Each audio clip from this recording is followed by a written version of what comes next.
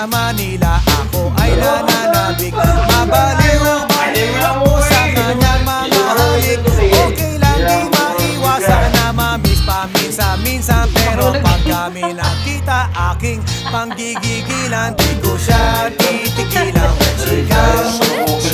Di ko siya titigilan when she comes. Di ko siya titigilan, di ko siya titigilan, di ko siya titigilan when she comes. Higa mo dyan sa upuan. Ganda ng aming samahan at walang nanlalamig. Mas basa mag-asawa ang aming dinadaig. Araw-araw kwentuhan, araw-araw kibuan, araw-araw yugyugan, araw-araw sundutan. Pero di ka nais-nais ang isa niyang dahilan. Ang kanyang buong pamilya pupunta sa Thailand. Wala akong kakwentuhan, wala akong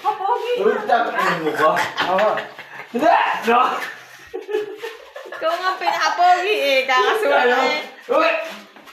Puya, upa. Ayan. Bukas ikaw ay headline. Tawag dito.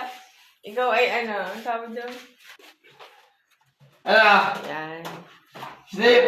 Paano ba naging masama? Kapogi. Kapogi eh, oh. Ay.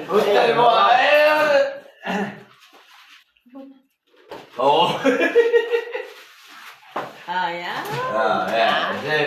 Joker.